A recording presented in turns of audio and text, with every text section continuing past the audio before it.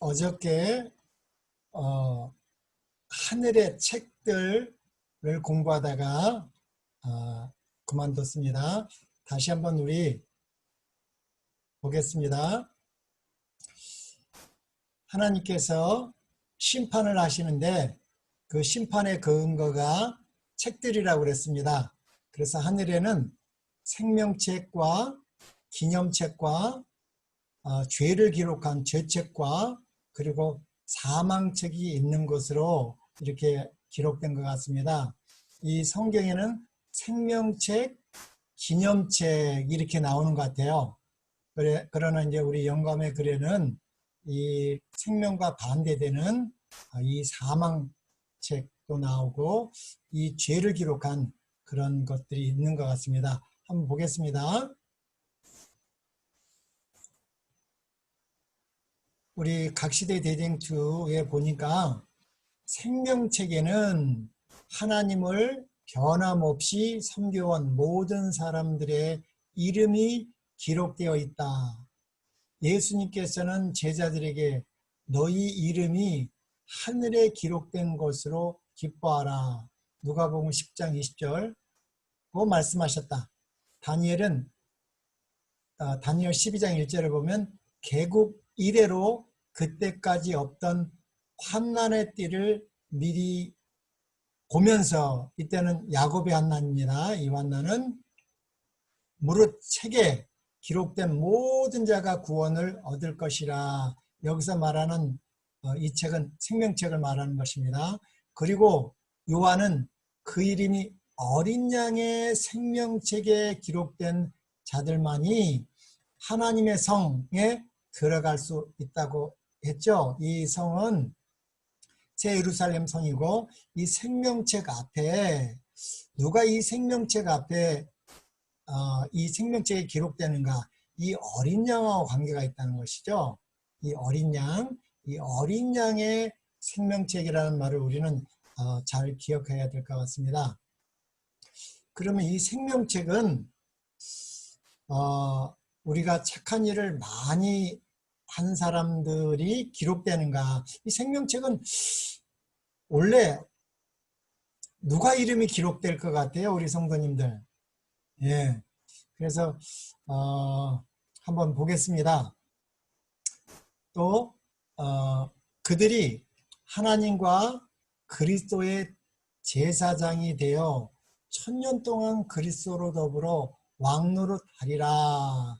이 요한계시록 2장 4절로 6절 동안은 예수님이 재림하시고 첫째 부활에 일어난 의인들을 다 데리고 새 예루살렘 성으로 가지요. 그때 예수님 재림하심으로 말미암아 악인들은 멸망을 당합니다. 그래서 다 죽어서 흙이 되지만 사단과 악한 천사, 3분의 1이 악한 천사는 죽지는 않습니다. 그때까지도. 그들은 1000년 동안 무저갱이라는 지옥에서 있습니다. 그래서 이 사단의 특기가 뭐냐면 미혹하는 자입니다.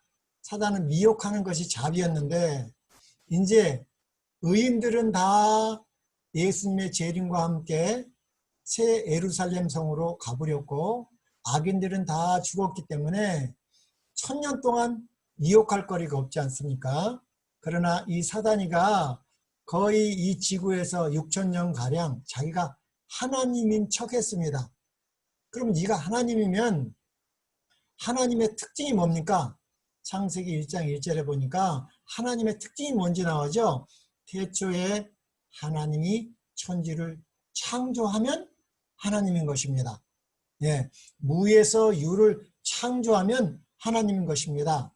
그러면 정말 사단과 이 악한 천사들이 정말 하나님이면, 하나님은 엿새 동안에 하늘과 땅과 바다와 그 모든 것을 창조하시고 창조의 기념일로 제7일 안식일을 주셔서 하나님, 여호와 하나님은 창조주시오.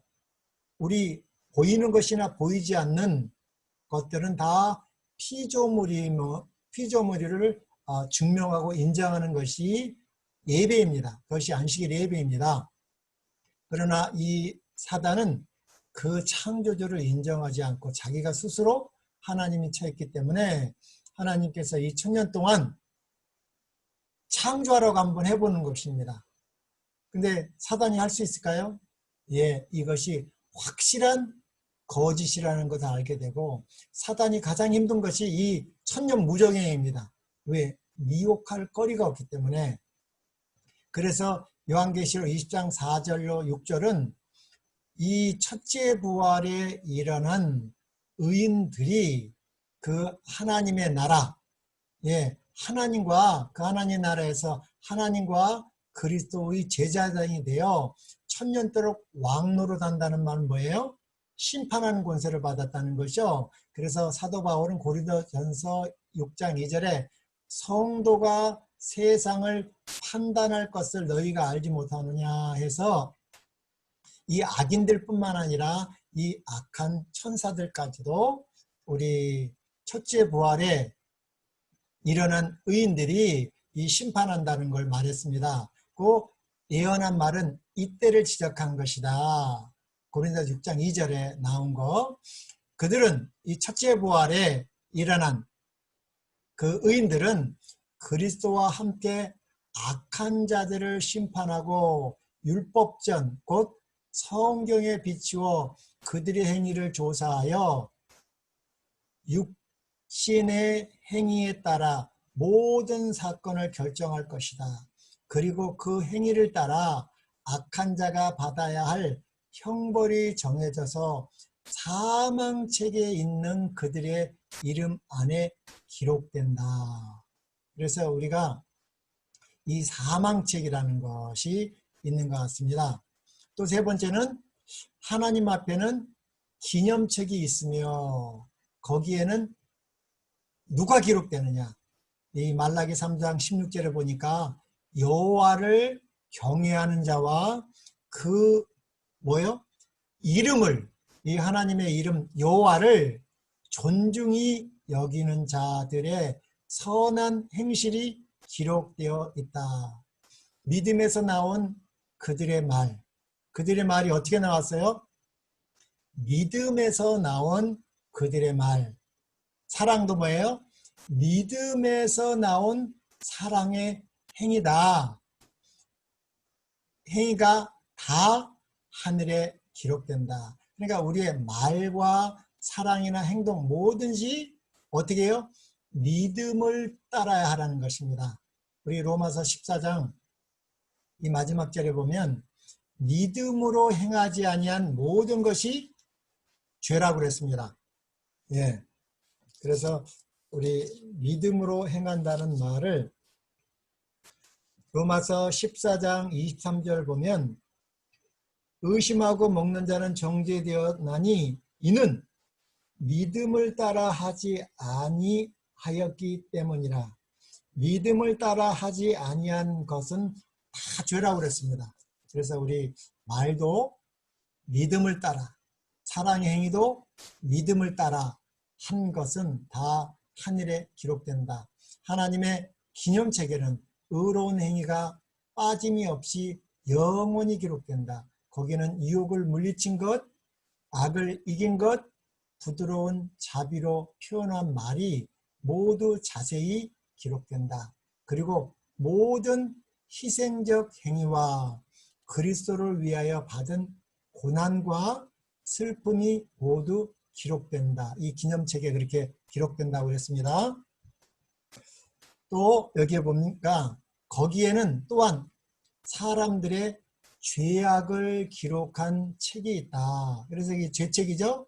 하나님은 모든 행위와 모든 은밀한 일을 선악간에 심판하시리라. 전도서 12장 14절 말씀이죠.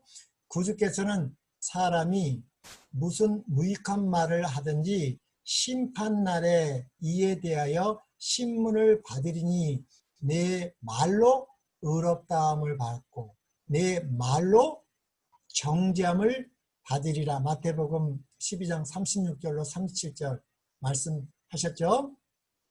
은밀한 목적과 동기도 실수함이 없는 기록에는 빠질 수 없다.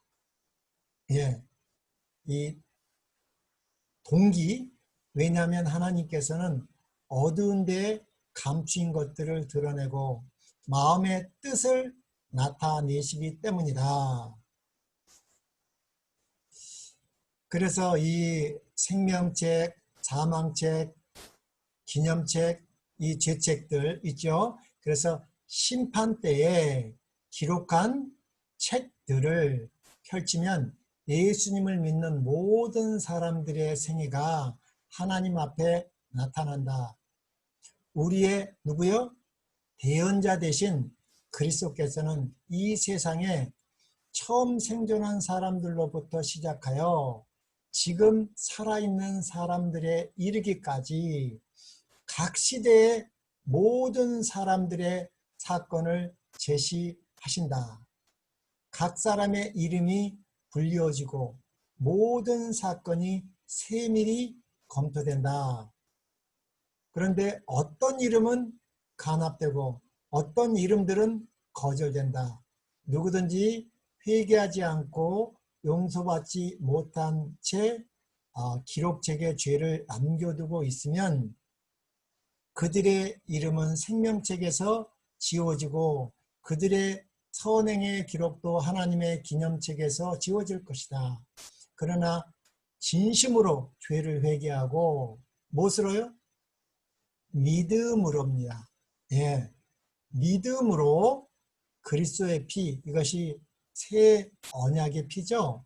그래서 예수님은 지금 새 언약의 성소에서 그리스도의 피로 지금 속죄를 하고 있습니다. 그래서 믿음으로 그리스도의 피를 그들의 속죄 제물로 주장한 사람들에게는 하늘의 책에 기록된 그들의 이름 아래 용서받았다는 말이 기록된다. 그들이 그리스도의 의에 참여하는 자가 되고 그들의 품성이 하나님의 율법과 조화된다는 것이 나타날 때 그들의 죄는 도말되고 그들 자신이 영원한 생명을 받기에 합당한 사람들이 될 것이다. 그런데 우리가 태어나면서부터 하나님이 있는지도 모르고 이렇게 내가 태어나는 줄도 모르고 태어나 살지 않았습니까? 그렇기 때문에 이렇게 죄를 짓고 살았는데 이 성령을 통해서 하나님의 말씀을 읽고 듣고 또 누군가에게 이렇게 복음을 듣고 우리가 죄인이었다는 것을 깨달았습니다. 그래서 이 창세기 3장 15절에 보니까 아담이 선악을 알게 하는 나무를 먹고 무화과 나무로 가리고 숨었지 않습니까? 예, 그때 여호와 하나님께서 아담아 내가 어디 있느냐고 하나님께서 찾아오신 것이 이 최초의 이 구원의 목소리였습니다. 이 하나님의 부르심이요, 구속의 부르심이죠. 그때 아담이 대답했고 하나님께서는 아담에게 물으셨습니다. 내가 먹지 말란 나무의 실과를 먹었느냐 물어봤습니다. 그랬더니 아담이 뭐라고 그래요? 먹기 전에는 사랑하는 자기 아내를 살리기 위해서 먹었지만 선악을 알게 하는 나무를 먹자마자 달라졌습니다. 핑계를 대죠. 죄인들의 특성인 하나님께서 주신 저 아내가 나를 꾀물어 먹었다고 그랬습니다. 그래서 하나님께서 또 물었죠. 여자야, 너는 왜 먹었느냐 물어봤더니 뭐라고 그래요? 하나님께서 만드신 저 뱀이 나를 꾀물어 먹었다고 그랬습니다. 그래서 이 하나님께서는 지금 이 죄인들은 핑계를 대고 하지만 이 예수님은 그때부터 변호를 하신 것입니다. 아담이 하나님이 만들어둔 이 에덴 동산, 이 지구는 너무너무 싫고 나는 영생을 원하지 않아요. 그래서 내가 스스로 확 먹어서 죽으려고 합니다. 그러면 하나님께서 우리에게 뭐를 주셨어요? 예, 우리에게 자유를 주셨지 않습니까? 선택권을 주지 않았습니까? 강제할 수 없습니다. 예, 우리 옛 그 동화 소설에 보니까 영생의 섬이라는 책이 있었습니다. 그 영생의 섬에는 누구만 살아요? 영생하는 사람들만 삽니다. 그런데 하루는 난쟁이들이 그 영생의 섬을 놀러 갔는데 어떻게 됐어요? 이렇게 뭐 동산 같은 데를 올라가고 이렇게 놀고 있는데 어디선가 소리가 나는 거예요. 죽고 싶다. 죽고 싶다. 이게 도대체 뭔가 했더니 그게 영생하는 사람들이 누워 있는 것입니다. 그런데 난쟁이들은 그 사람 위에 올라갔을 때 이 사람들이 말하고 있는 거예요. 예. 근데 이 난쟁이들이 들어보니까 이 사람들이 뭐예요? 그들이 소원이 뭐예요? 죽고 싶다는 거예요. 근데 거기는 죽을래야 죽을 수 있어요, 없어요? 영생의 섬이니까 죽을 수가 없는 것입니다. 예. 그러나 그것은 뭐 소설이었지만 하나님의 나라를 이 하나님의 나라는 그런 곳이 아니죠. 정말 행복과 영생과 기쁨과 그 사랑만 있는 곳이니까 그런 곳은 아니었겠지만 이 아담에게도 하나님의 형상을 만들었기 때문에 우리 창세기 1, 2, 3장 배울 때 그 네 가지 우리에게 특권을 줬다고 그랬죠.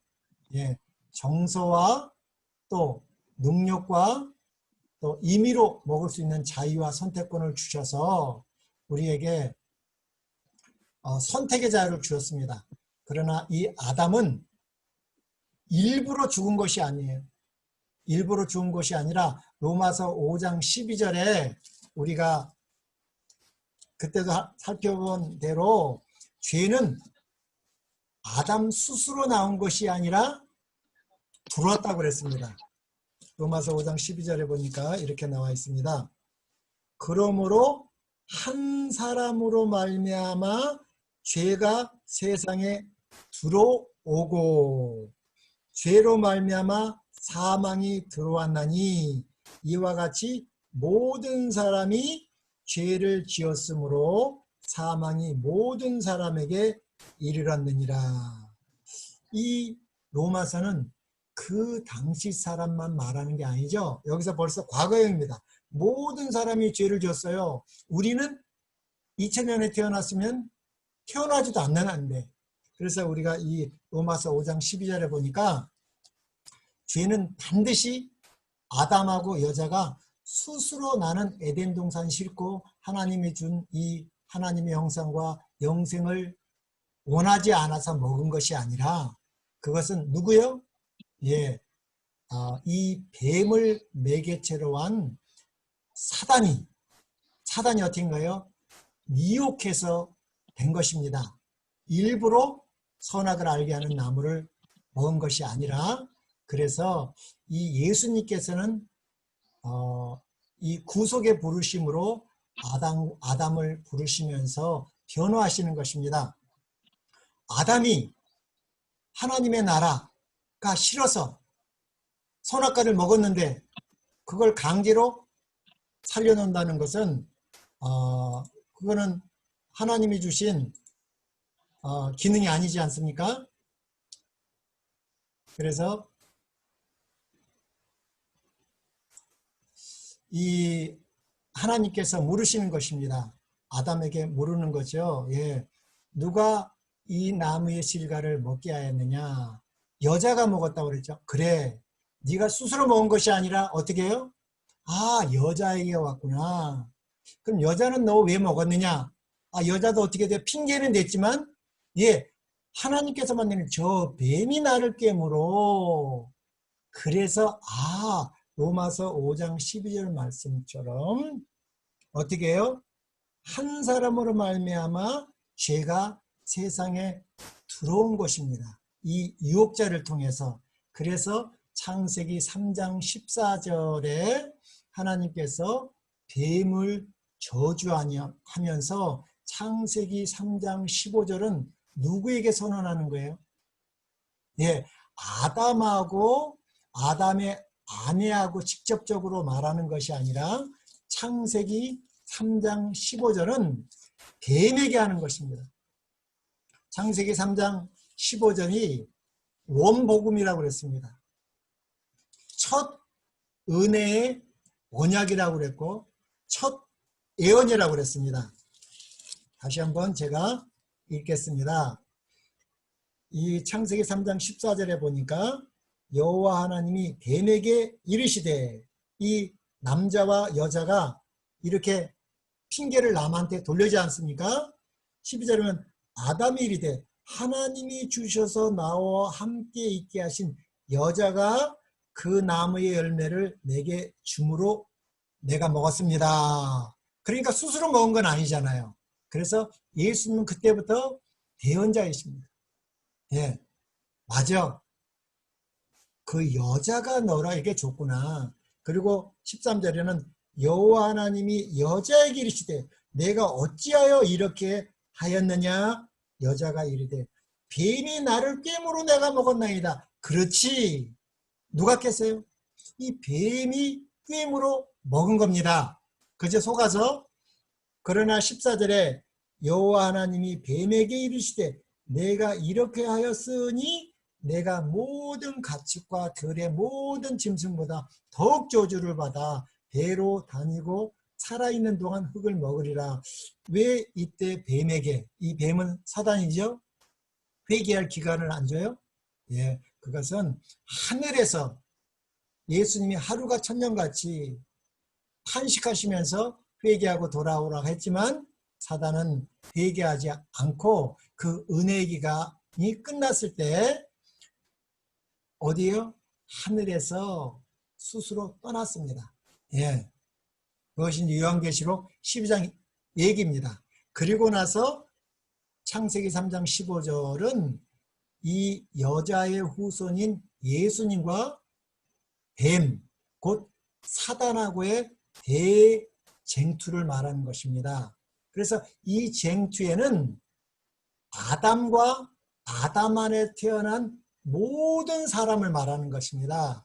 우리가 개인적으로 거짓말을 했기 때문에 죄인이 되었다는 말이 아니에요. 이거는 이 첫 복음, 내가 여호와 하나님께서 너로 뱀으로 여자와 원수가 되게 하고 내 후손 뱀의 후손도 여자의 후손과 원수가 되게 하리니 여자의 후손은 내 머리를, 여자의 후손은 뱀의 머리를 상하게 할 것이요 너 뱀은 여자의 후손의 발꿈치를 상하게 할 것이니라.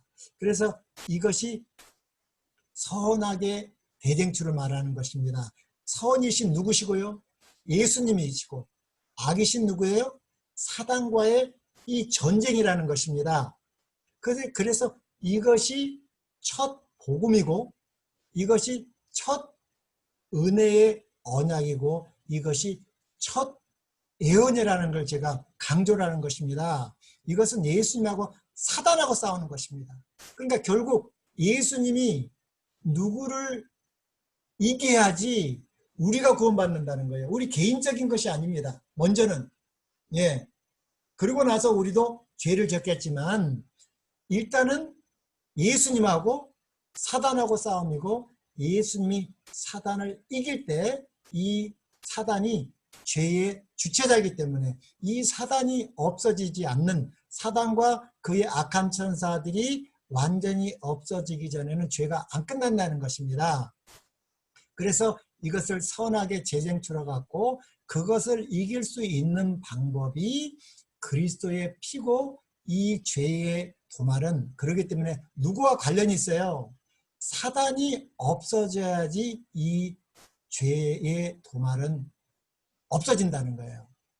예. 그래서 이 아담이 선악과를 먹었는데 아담만이 관련된 게 아닙니다. 이 아담이 이 복음을 깨닫고 또 가인에게 하고 아벨에게 전하고 아벨은 죽어버렸겠으니까 이 아담의 또 세 번째 아들 셋에게 계속 이렇게 예수님 재림할 때까지 모든 사람은 이 새 언약과 관계가 있다는 측면을 가지고 우리는 이 새 언약을 깨달아야 됩니다. 우리가 개인적으로 거짓말을 하고 사기를 치고 이런 것 차원이었다면 그냥 하늘에서 예수님께서 진정으로 회개하면 용서해 주면 끝납니다. 그러나 우리는 그런 도덕적인 차원의 죄에서 뿐만 아니라, 그것이 아니라고 할 수는 없지만 근본적인 것은 사망과 생명이라는 것입니다. 그래서 이 생명책이 있고 사망책이 있습니다.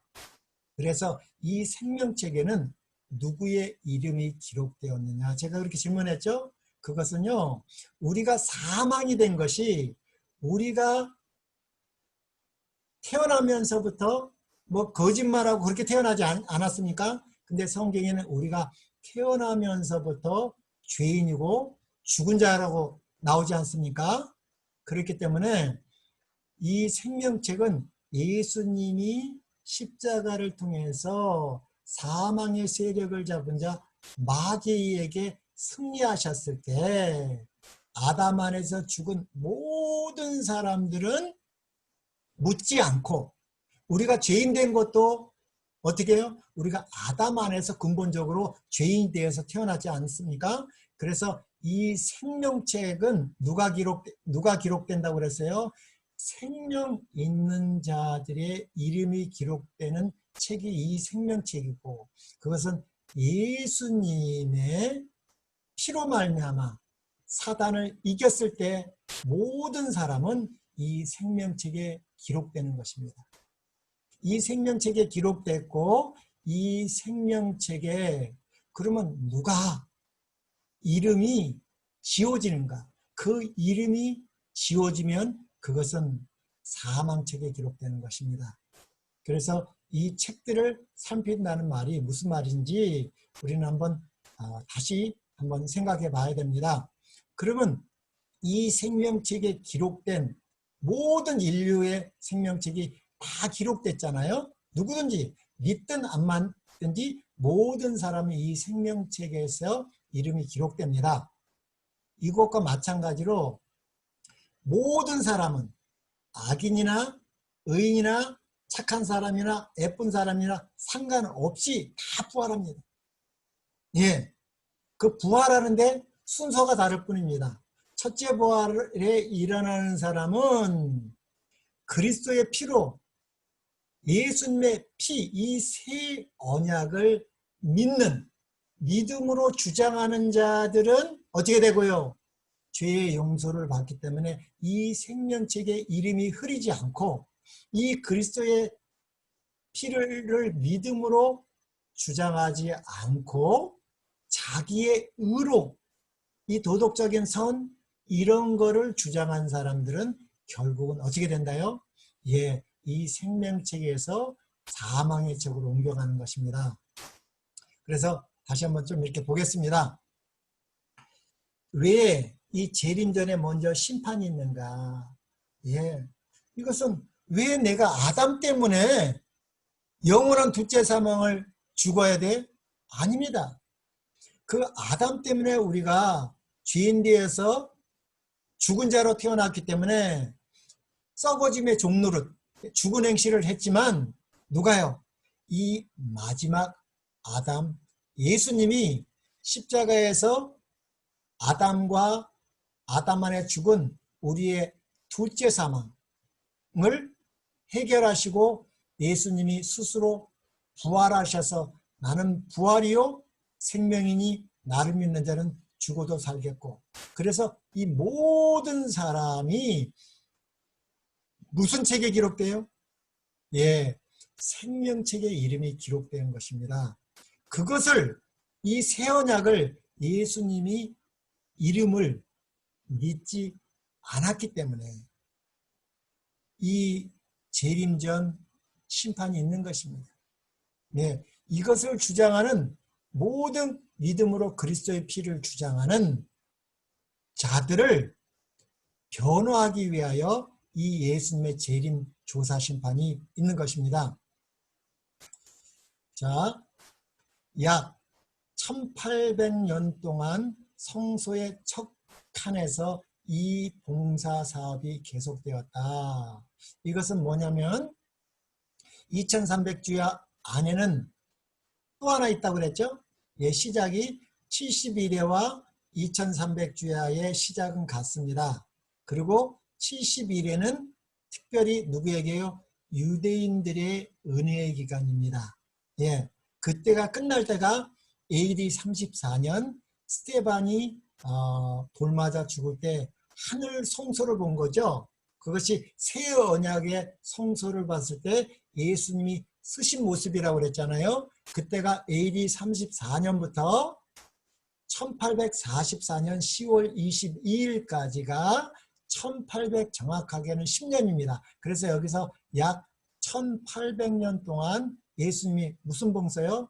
첫째 간 봉사를 갖다가 성소적 봉사라고 합니다. 거기가 성소의 첫 칸이기 때문에, 그리고 1년에 한 번 하는 것이 지성소이기 때문에 지성소적 봉사라는 것입니다.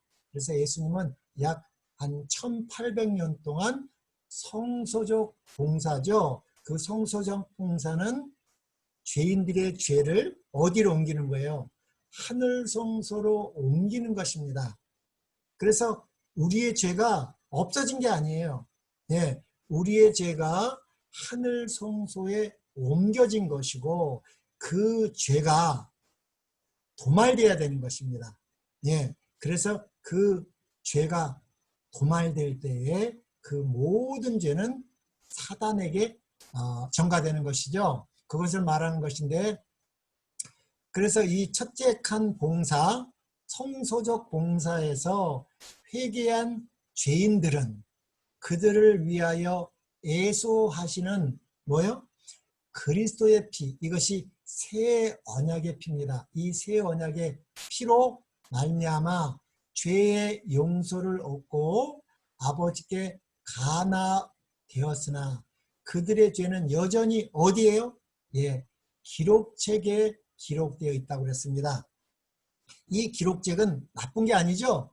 왜냐하면 매일의 봉사를 통해서 이 예수님의 새 언약의 피로 성소에 들어가는 것입니다. 이 성소에 들어가는 것은 근본적으로 속죄제입니다. 이 속죄제는 뭐예요? 사망에서 생명으로 옮기는 것입니다. 그래서 이 기록책에 기록되는 것은 좋은 거예요, 안 좋은 거예요? 이 기록책에 옮겨져야 돼요. 이것을 여 밑에 보면 하늘 성소로 옮겨졌다 그러는데, 구약시대의 백성들의 죄가 어떻게 해요? 무엇으로요? 착한 행위가 아니라 믿음으로 말미암아 속죄 제물에게 옮겨지고, 그 제물의 피를 통하여 죄는 상징적으로 다시 성소로 옮겨졌던 것처럼 무슨 언약이 돼요? 이 새 언약, 짐승의 피가 아니라 그리스도의 피, 예수님이 십자가에 죽으시고 부활하시는 일을 통해서 그 다음부터는 그리스도의 피가 되지 않았습니까? 그리스도의 피, 새 언약에는 회개한 자의 죄가 무엇으로요? 믿음으로 말미암아 그리스도에게로 옮겨지고, 그리스도께서는 그것을 실제적인 하늘 성소로 옮기셨다. 이 하늘 성소로 옮긴 것이 이 기록책에 남아있는 것입니다. 이것은 좋은 거예요, 나쁜 거예요? 좋은 거죠. 여기로 안 옮겨지면 안 되는 거죠. 그것은 그리스도의 피로 옮겨졌기 때문에 그리스도의 피로 옮겨지지 않은 죄들은 본인이 담당하는 것입니다. 그런데 마치 모형적 지상성소의 정결이 그것을 더럽혀 왔던 죄를 도말함으로 되었던 것처럼, 그러니까 이 죄의 도말이라는 거, 하늘 성소의 실제적인 정결도 거기에 기록된 죄를 도말하거나 제거해 버림으로 이루어진다. 그러나 이 일이 이루어지려면 어떻게 해요? 누가 죄를 회개하고 그리스도를 믿는 믿음으로 속죄의 혜택들을 받을 자격이 있느냐 하는 것을 결정하기 위하여 무엇을요? 기록책을 조사하는 거예요. 이 기록책이 뭐라고 그랬어요? 예, 이 기록책에 새 언약의 피를 믿고 믿음으로, 예, 우리는 사망에서 생명으로 옮기는 것이 우리 행위로 되는 것이 아니야 않습니까? 오직 예수님이 나의 죄를 위하여 죽으셔야 됩니다. 하나님의 율법은 죄인들의 생명을 요구하기 때문에, 그래서 육체의 레위기 17장 11절에 보면 육체의 생명은 뭐에 있다고 그랬어요? 피에 있기 때문에 그렇습니다. 그래서 이 기록책을 살피는 것입니다. 믿음으로 이 새 언약의 피를 의지하여 매일의 봉사에서 이 기록책에 우리의 죄들이 옮겨왔는지를 조사하는 것입니다. 거기에 안 옮겨온 죄는 누가 하는 거예요? 자기가 당하는 거예요. 예수님이 믿음으로 우리의 모든 죄를 십자가에서 처리하는데 그것을 믿음으로 주장하지 않고 이 새 언약을 믿지 아니한 행위가 성경에서는 악한 거라고 합니다.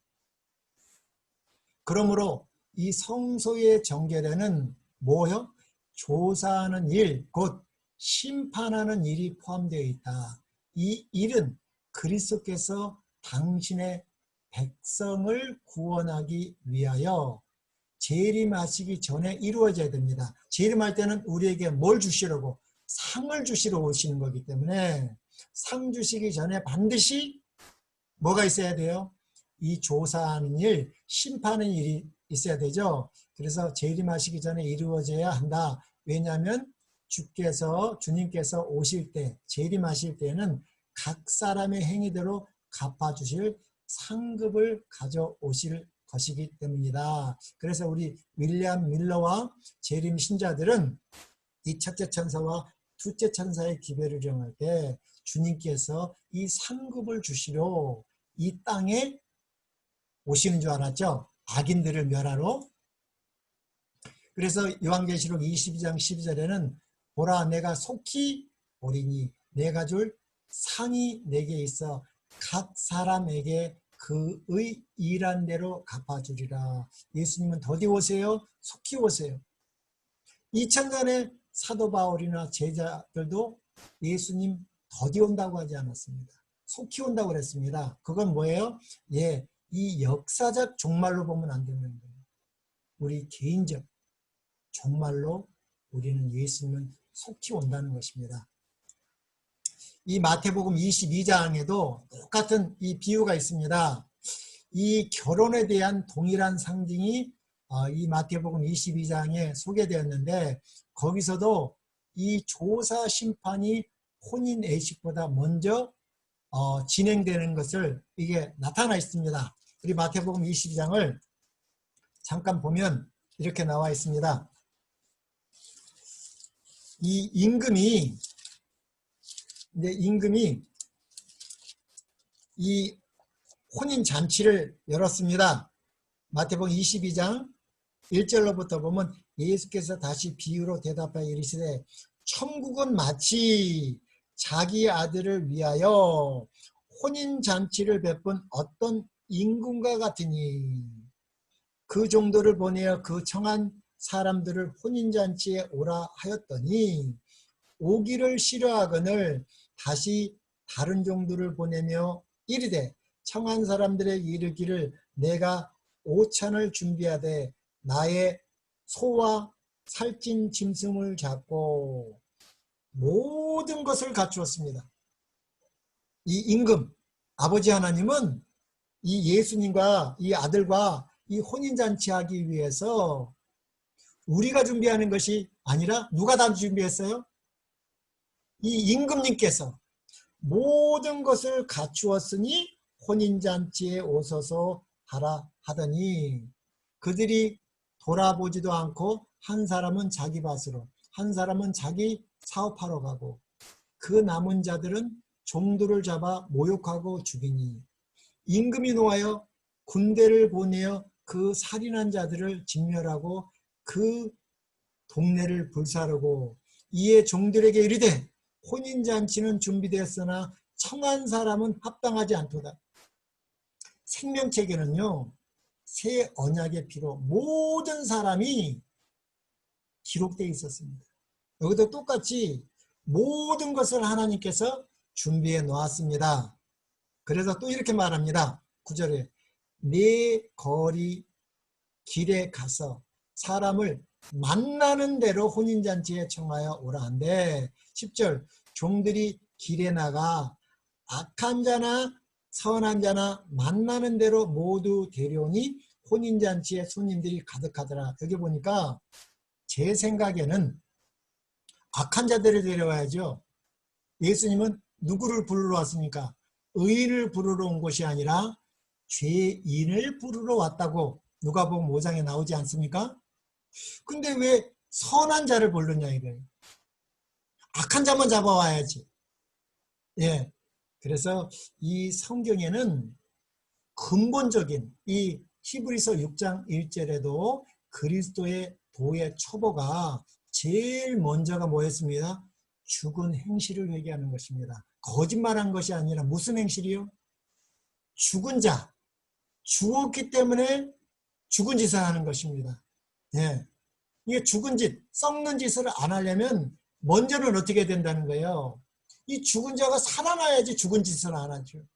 그래서 먼저 물과 성령으로 거듭나는 누구든지 그리스도 안에 있으면 새로운 피조물이 되는 것을 먼저 명령하는 것입니다. 너 거짓말한 거 그거 회개하고 거짓말 다시 하지 마. 그것이 문제가 아닙니다. 그것이 근본이 아닙니다. 근본적인 것. 이 죽은 자들이 죽은 행실을 하지 아니하려면 살아나야 되는 것입니다. 우리의 시각으로는 이 겉모양은 보기 때문에 거기에 도덕적인 선행을 따지지만 이 하나님께서 이 마태복음 22장 10절을 말할 때는 악한 자나 선한 자나 이들은 다 하나님의 시각, 예수님의 새 언약의 피가 없으면 다 사망책에 이름이 농명되는 것입니다. 예, 그렇기 때문에 악한 자나 선한 자나 다 예수님의 피가 내가 거짓말을 하나도 안 했더라도 예, 가만 놔두면 예수님의 십자가의 피가 없다면 가만 놔두면 영원한 죽음 두째의 사망을 당하는 것입니다. 예, 그래서 여기 악한 자나 선한 자나 만나러 데려오고 11절 임금이 손님들을 보러 들어올세 거기서 뭐 하는 거예요? 예복을 입지한 사람을 보고 이게 조사심판입니다. 혼인식단보다 조사하는 거예요. 그랬는데 예복을 입지 않은 사람을 보고 이르되 친구여 어찌하여 예복을 입지 않고 여기 들어왔느냐 하니 그가 아무 말도 못하거늘 임금이 사환들에게 말하되 그 손을 묶고 바깥 어두운 데에 내던지라 거기서 슬피 울며 이를 갈게 되리라 하니라. 여기서 이 한 사람은 안 입고 들어왔어요. 그래서 이 예복이 너무 비싼가? 착한 일을 너무 많이 해야 되는가? 이게 왜 예복을 안 입었을까요? 이 예복도 이 나머지 사람들 이 악한 자나 선한 자나 무작정 다 잡혀왔는데 그들이 예복을 살 리는 없죠? 살 리는 없습니다. 왜냐하면 4절에 모든 것을 준비해 놨을 때는 하나님께서 모두 준비해 놓은 거예요. 예, 이 예복도 준비해 놨다는 것이죠. 근데 악한 자는요, 자기의 이 아담이 선악을 알게 하는 나무를 먹자마자 뭐가 없어졌어요? 생명의 옷, 빛의 옷이 없어지고 그때부터 무슨 옷을요? 자기의 의를 나타내는 무화과 나무의 잎사귀로 입은 것처럼 자기의 행함으로 말미암은 의를 주장하는 것입니다. 자기가 자기의 노력으로 자기의 돈으로 산 옷이 예수님의 피로 산 그리스도의 의의 옷보다 더 좋다는 것을 말하는 것입니다. 예. 그래서 우리가 먼저 이 그리스도의 의가 무엇인지, 이 새 언약의 피가 무엇인지 우리는 밝히 아는 자들이 이 셋째 천사의 기별, 하나님의 계명과 예수 믿음을 지킨다는 의미가 무엇인지를 우리는 알 것입니다. 그래서 다시 한번 이 마태복음 22장 비유에서 이 결혼에 대한 동일한 상징이 소개되었는데, 거기서도 이 조사 심판이 혼인 예식보다 먼저 진행될 것을 분명히 나타낸다. 혼인 예식이 있기 전에 왕이 먼저 와서 모든 사람이 다 예복, 곧 예복은 뭐예요? 이 어린 양의 피입니다. 이것이 뭐예요? 새 언약의 피입니다. 예, 이 새 언약의 피를 어디다 뿌려야 돼요? 새 언약의 피를 먼저는 죄의 용서를 위해서 그 어린 양을 죽여서, 죄인이 죽여서 그 피를 흘리면, 그리고 그 짐승은 번제단에 완전히 속죄제는 다 태웁니다. 그리고 물두멍이 있죠. 물두멍은 누굴 상징하는 거예요? 이 어린 양 예수가 여호와 그리스도, 네, 부활하는 거죠. 부활하셔서 뭐가 되는 거예요? 그리스도 대제사장이 되셔서 그 흘린 피를 가지고 어디로요?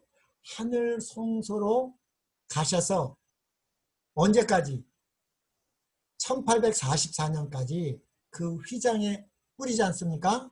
예, 그래서 이 죄가 옮겨지고, 그리고 1844년 10월 22일에는 어떻게 된 거예요? 이 성소, 첫째 간의 성소의 은혜의 기간은 끝났지만 다른 문이 열렸죠? 예, 지성소의 문이 열려서 거기서 예수님이 하실 마지막 성소 정결 사업은 7월 10일은 예수님의 그 대속죄에 보면 두 염소가 있습니다. 한 염소는 여호와를 위하여, 한 염소는 아사셀을 위한데, 그 여호와를 위한 그 염소를 친히 어디다 뿌리는 거예요? 그 언약의 위인 속죄소에 뿌리는 것입니다. 그 속죄소가 뭐를 상징한다고 그랬어요? 우리의 죽은 심령을 상징한다고 그랬습니다. 그래서 예수님의 초림은 회개하라, 천국이 가까운 이라고 했습니다. 회개하면 가까운 나라가 뭐예요? 그것이 은혜의 천국이고 심령의 천국입니다. 그러나 예수님의 재림은 심령의 천국이 아니라 실제적인 영광의 천국을 말하는 것처럼, 그래서 이 예수의 피로 씻어 깨끗하게 된 흠없는 뭐예요? 품성의 옷, 그리스도의 의의 옷을 입고 있는지 알기 위하여 손님들을 살펴볼 것이다. 그래서 죽은 자인지 산 자인지를 가려낸다는 것입니다. 먼저는, 그래서 우리 디모데후서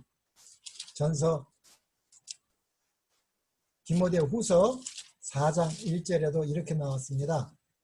디모데후서 4장 1절, 하나님 앞과 살아있는 자, 산 자와 죽은 자를 심판하실 그리스도 예수 앞에서 그가 나타나실 것과 그의 나라를 두고 엄히 명하노니 너희는 말씀을 전파하라.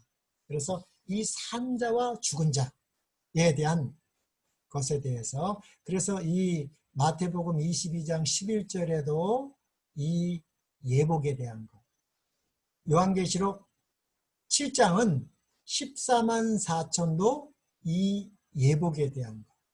근데 그것이 무엇과 관련되어 있습니까? 이 새 언약, 이 어린 양의 피와 관련되어 있다는 것. 그래서 부족한 것이 발견되는 자는 밖으로 내어 쫓김을 당하지만 검사한 결과 혼인 예복을 입은 것이 인정된 자는 모두 하나님의 간합하심을 받고 그분의 나라에 들어가 그분의 보좌에 앉을 자격을 얻게 된다. 이와 같이 품성을 검사하는 일, 곧 누가 하나님의 나라에 들어갈 준비가 되어 있는지 결정하는 것이 곧 조사 심판이요 하늘 성소. 이 하늘 성소를 무슨 성소라고 그랬어요? 새 언약의 성소라고 그랬죠. 이 하늘 성소에서 하는 마지막 사업이다. 그러니까 이것이 얼마나 중요합니다. 이 조사 심판이 끝나야지 죄의 도말을 하는 것입니다. 그 죄의 도말은 누구예요? 예, 창세기 3장 15절이 이 새 은혜의 언약, 이것이 예수님의 피로 비준되었을 때 새 언약으로 바뀌었다고 그랬지 않습니까? 그래서 그 새 언약의 핵심은 마귀와 싸운다는 거죠. 예. 이 성소의 정결은 첫째, 이 다니엘서 8장에 언제요?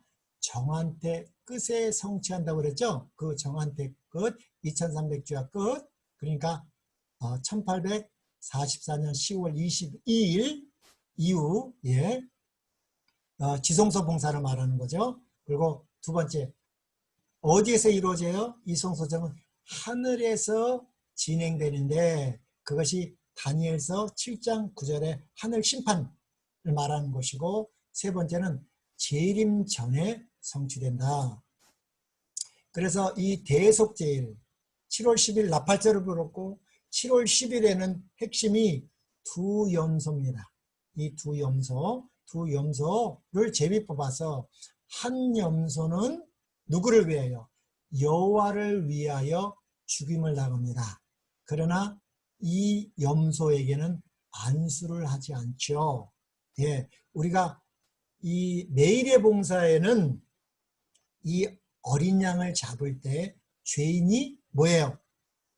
안수를 해야죠. 죄가 전가되는데 이 대속제일의 두 염소 중에 하나는 아사셀은 죽지 않습니다. 예, 죽지 않아요.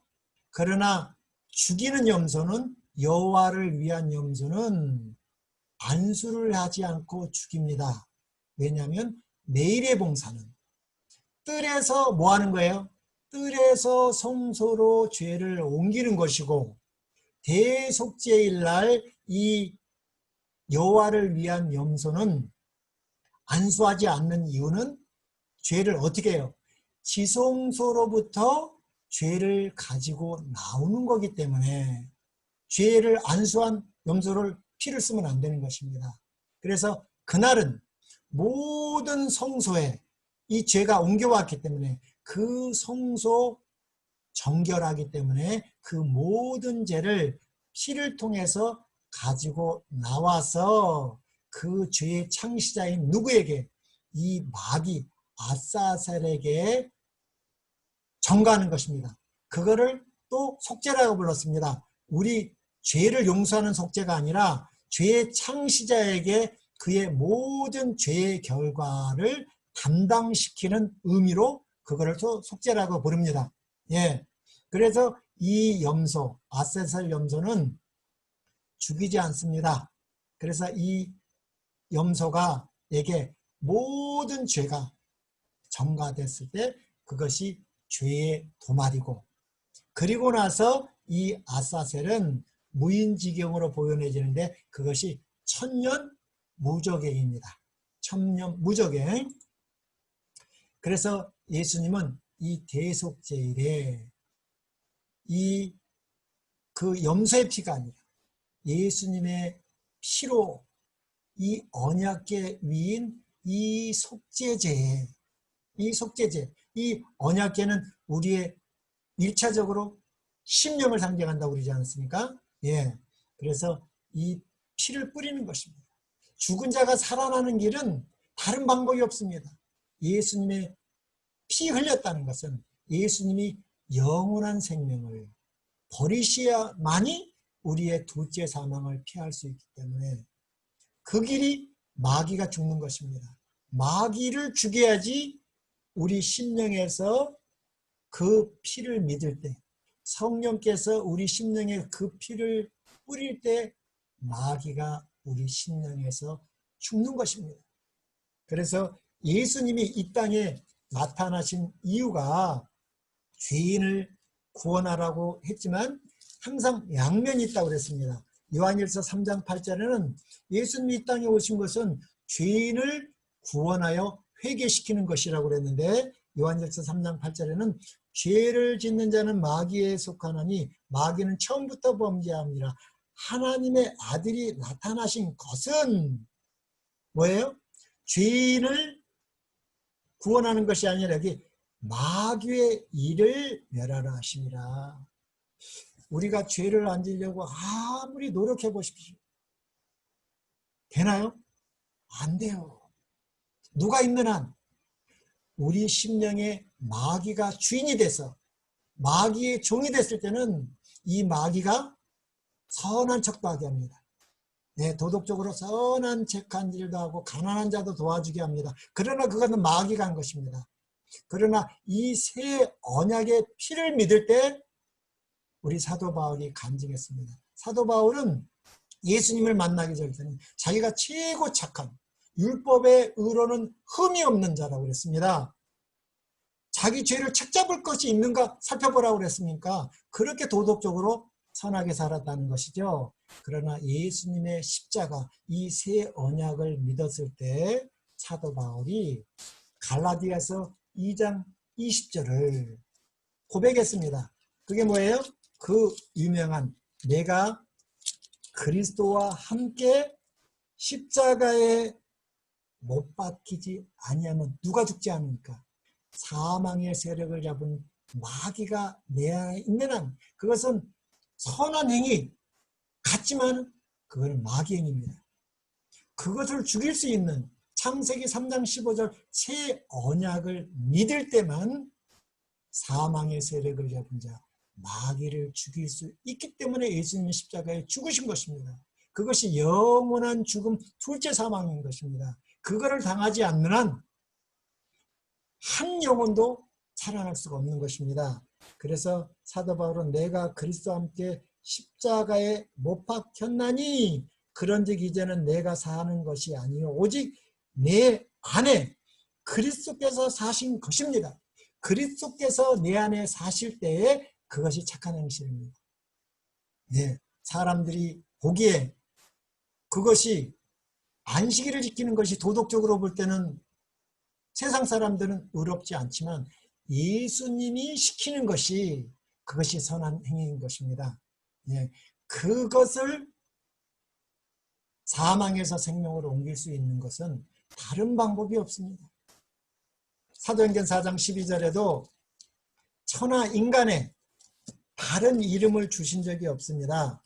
사도행전 4장 12절에 다른 이로서는 구원을 받을 수 없나니 천하 사람 중에 구원을 받을 만한 다른 이름을 우리에게 주신 일이 없다고 그랬습니다. 오직 예수님의 피, 그리스도의 피만이 이것을 정결하게 할 수 있습니다. 그래서 이 재림전 심판, 조사 심판의 목적은 이 재림전 심판의 본래 목적은 정죄가 아니라 뭐 하는 거예요? 그 기록책에 우리의 죄가 옮겨진 것을 갖다가 사면하기 위해서 의인들을 위해서 있는 것입니다. 두 번째, 이 책들을 조사하는 것은 실패한 자들을 적발하기 위한 것이 아니라 신실한 자들을 찾아내기 위한 것이다. 이 악한 자들은요 1000년 동안에 심판합니다. 네. 세 번째, 이 심판을 통해 구원받을 사람들의 죄가 고말하고 정결이 선언되는 것이기 때문에 이것은 정말 이 조사 심판은 기쁜 소식입니다. 이것을 요한계시록 14장 6절은 영원한 복음이라고 했습니다. 심판할 시간이 이르렀으니 이것이 영원한 복음이라고 한 것입니다. 또 시간이 많이 돼서 오늘 여기까지 하겠습니다.